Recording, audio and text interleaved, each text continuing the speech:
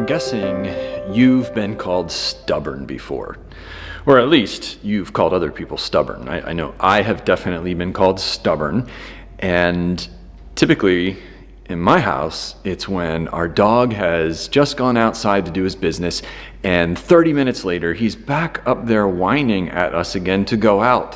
I can be real stubborn in those moments. Well, today, as we continue studying the book of Exodus, we're going to meet someone who is really stubborn.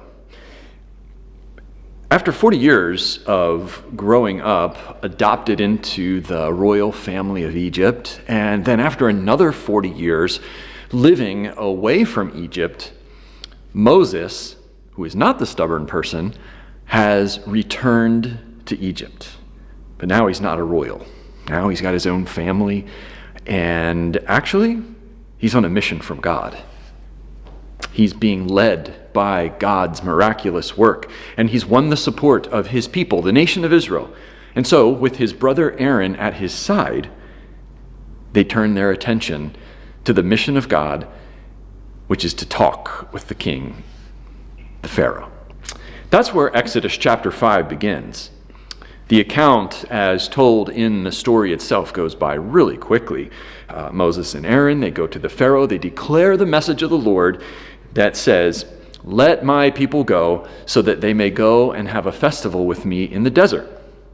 But to me, there have got to be other layers to this particular story. It is just crackling with relational electricity.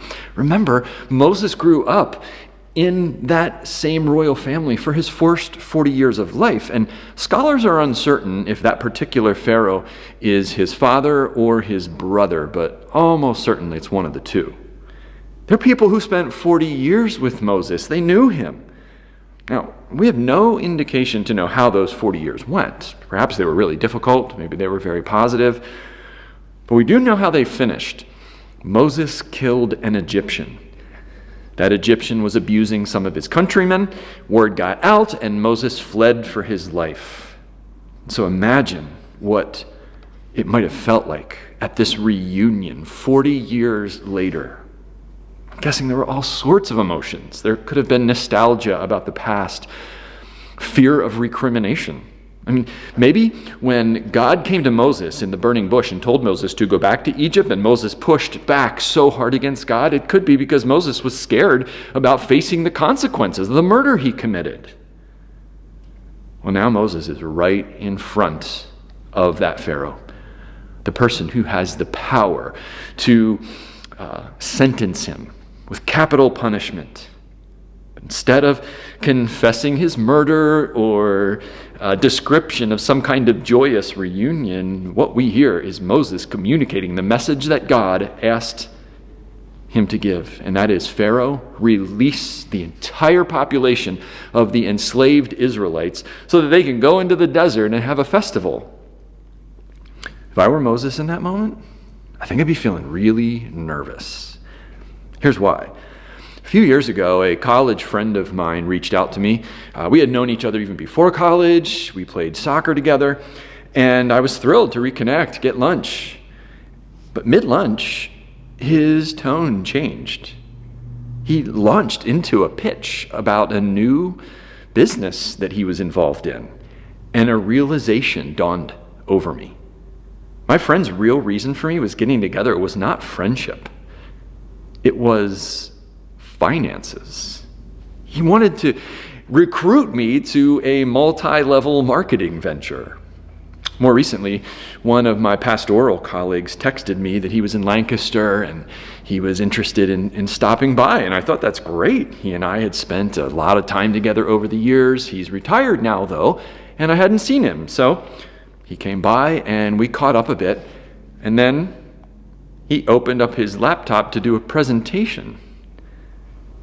He was now involved in another company, and it was financial, and he had helped many people with their retirement accounts and wondered if I might consider his services.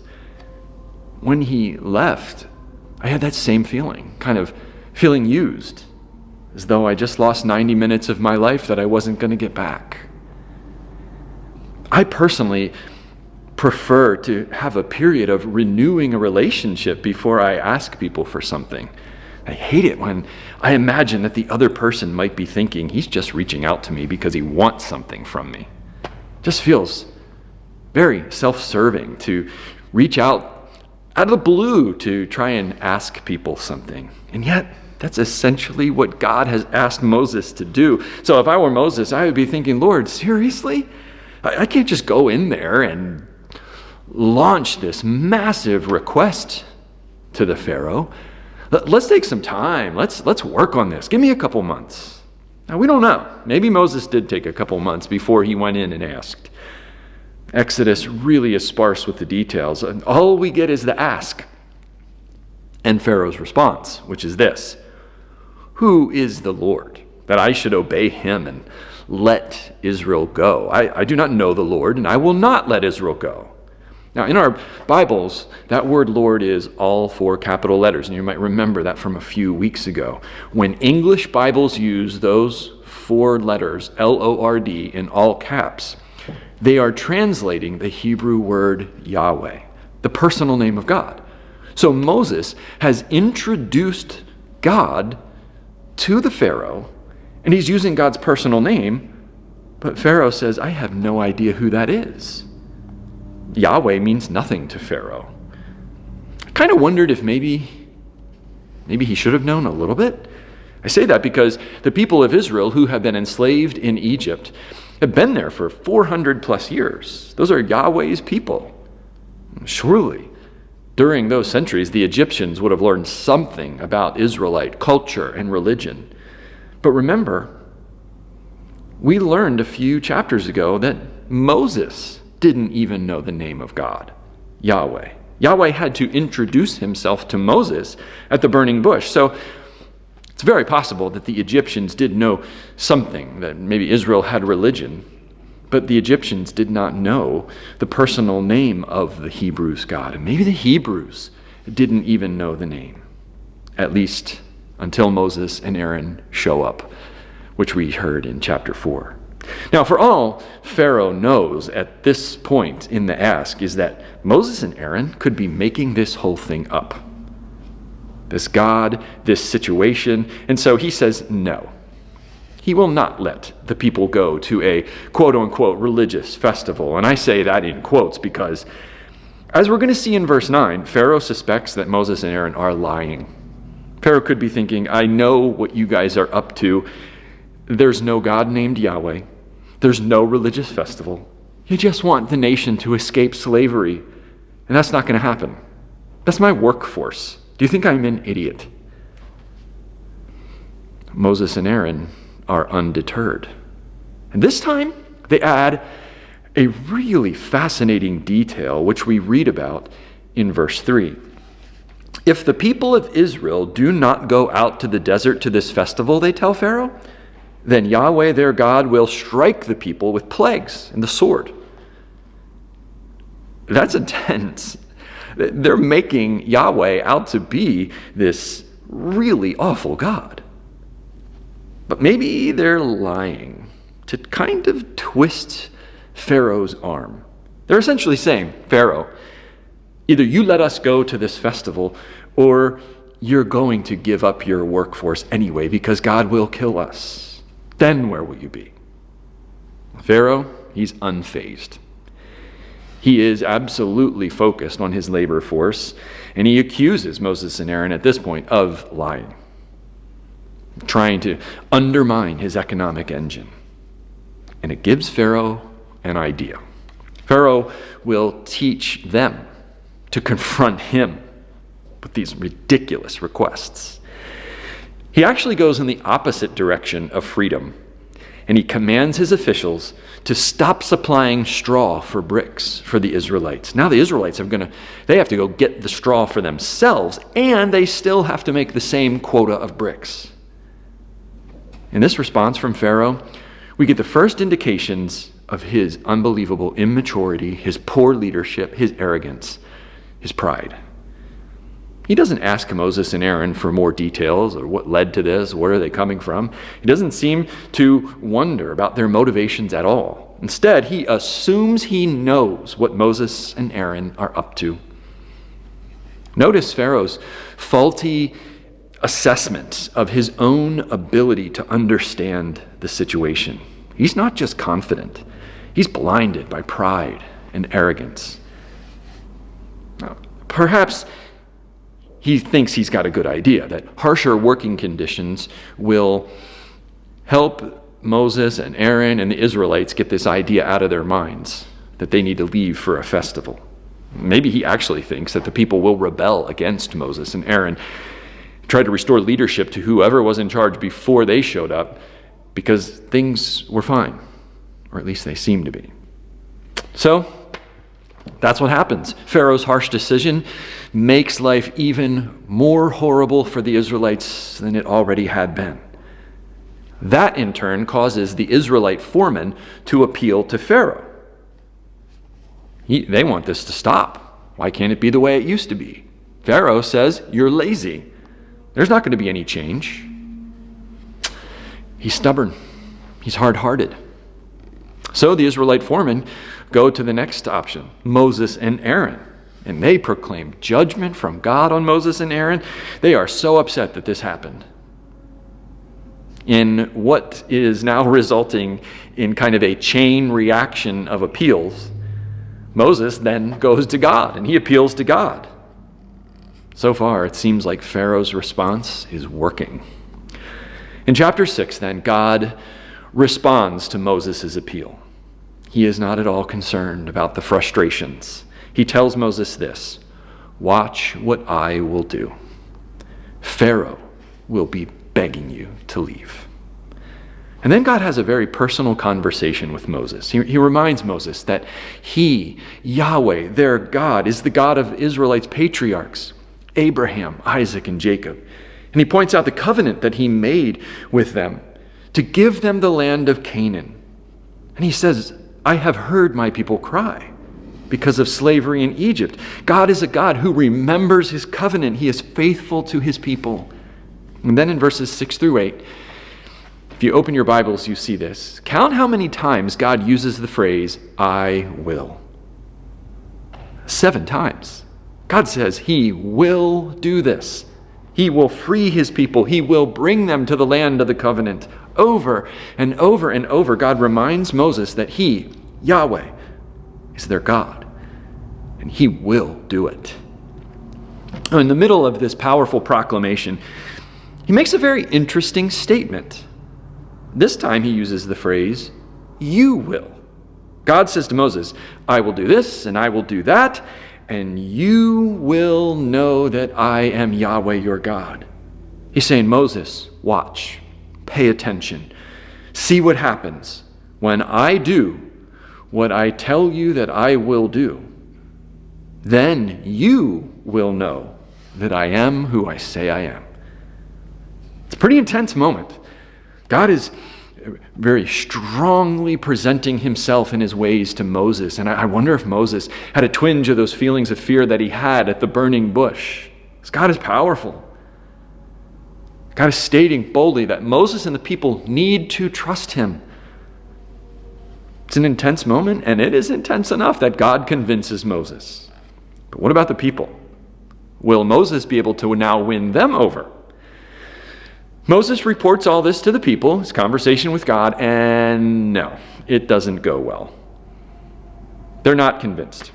They're suffering. Of course they're not going to be convinced. Things got worse.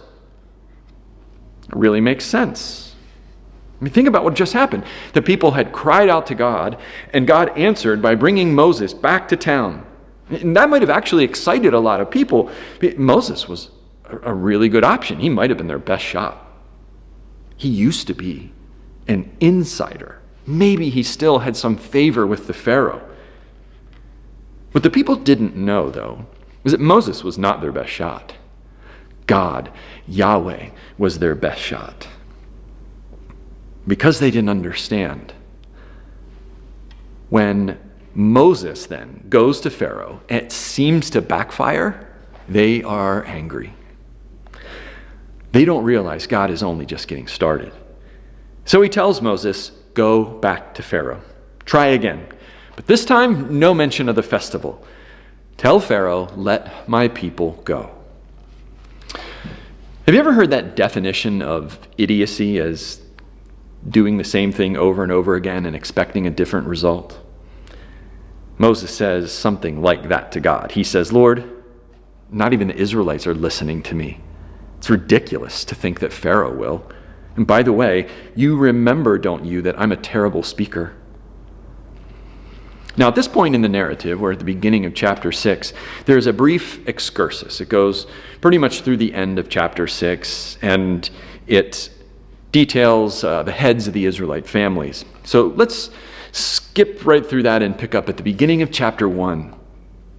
God now responds to Moses' concerns about the likelihood that Pharaoh won't listen to him, especially considering Moses' poor speaking ability. And in this response, God has 3 more of those I will statements. One of those 3 I will statements, it seems a little bit off. It's famous, probably the most famous one of all. He says, I will harden Pharaoh's heart. The hardening of the heart is a way of talking about obstinance, pig-headedness, or stubbornness. Stubbornness is just a normal part of human existence. And usually it's the people who are closest to us that tell us that we're being stubborn. But in this case, God is saying he will make Pharaoh stubborn to the point where he says Pharaoh will not let Israel go. I mean, this seems totally counterproductive. But then God says, when that happens, God is going to inflict massive judgment on Egypt. And that's why he says, then Pharaoh, even though his heart is hard, will be begging you to go. When I think about God hardening Pharaoh's heart, did God override Pharaoh's free will? And some people say, yes, he did. This freeing of the nation is part of God's plan, and so therefore God will make it happen. And so we just need to trust that hardening of the heart or whatever God has to do is part of his plan, and what he is doing is just. That doesn't sit well, though, with some people, because it makes God out to almost be like this evil dictator who forces Pharaoh to disobey God and then punishes him for it. You could say it wasn't even Pharaoh's fault. You could say, how unjust. I think there's a better way to understand this phrase. It seems to me that what we have seen is that Pharaoh has already hardened his heart. We saw it earlier in chapter 5. Pharaoh is stubborn. He's obstinate. God didn't have to force Pharaoh. Pharaoh chose this. Now, in the end, I don't know to what degree God is involved in overruling Pharaoh's free will, making it happen. But I kind of doubt that that's what happened. It seems, however, that the point of the passage is to confirm to Moses, Israel will be free. Liberation is going to happen no matter what Pharaoh says. And that's why the Lord now commands Moses. He says, Moses, you must obey me. Go to Pharaoh and tell him to let my people go. And so we come to the conclusion of chapter 7, and we read that Moses and Aaron do just that. Now, we'll find out next week what happens when they go to Pharaoh again. For now, I encourage you to go before the Lord. Ask him to examine your heart. Are you stubborn? Do you have even a small amount of hardness of heart? Ask God to give you a soft heart to hear him and obey his mission. We want to be people who are receptive and willing, teachable and humble, not like Pharaoh. We want to be people who, even though it might be difficult, even though it might feel intimidating, are willing to follow God's way, God's mission, God's kingdom. Thank you.